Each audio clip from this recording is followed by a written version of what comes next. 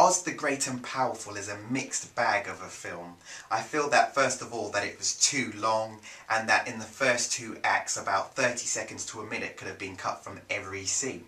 I feel that Sam Raimi had some trouble balancing the innocence of what we're used to with the Wizard of Oz franchise, where there is a certain type of innocence, and making a new version, even though it's a prequel, and maintaining that same innocence but realising that he's dealing with a modern audience and needing to making it a bit hardcore. So there are tonal shifts that I didn't really like, where it was very soft and then very, very hard.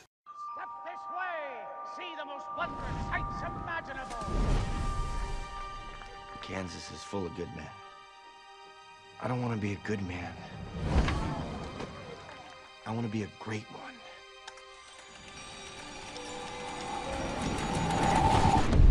You're gonna need this!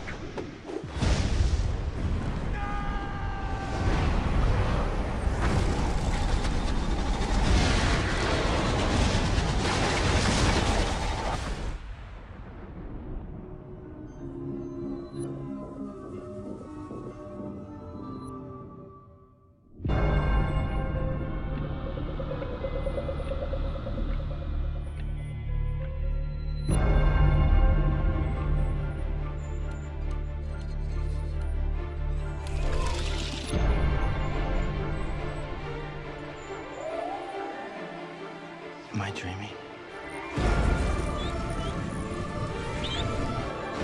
You're in Oz. James Franco does well enough as Oz, but for me the best thing in this film was Michelle Williams as Glinda the Good Witch. It got to a point where the evolution and the story behind the witches was much more fascinating than anything we had to see about Oz. If the film had continued to go in that direction, I think we would have had a better experience. Overall, the film just wasn't that great. The CGI seemed out of place sometimes. The tone went from being kind of soft to very hard. The character development, well, it was very face value.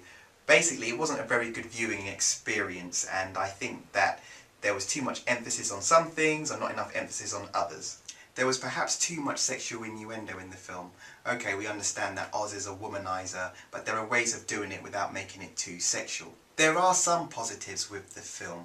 I did like Finley the Flying Monkey, the China Doll. I did enjoy the wizard battles or the witch battles, and the score was really good. So those things are the positives to watch out for if you do decide to watch the movie.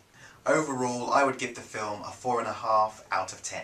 Now, don't feel disheartened if this particular Oz project wasn't to your liking, because there are several more on their way, and here's a rundown of them. First up we have Oz Wars, a stop motion animation. Then we have Legends of Oz, a 3D animation. Then we have Wicked, based off the musical. Then we have a Wizard of Oz remake, and that's very brave of anyone to attempt.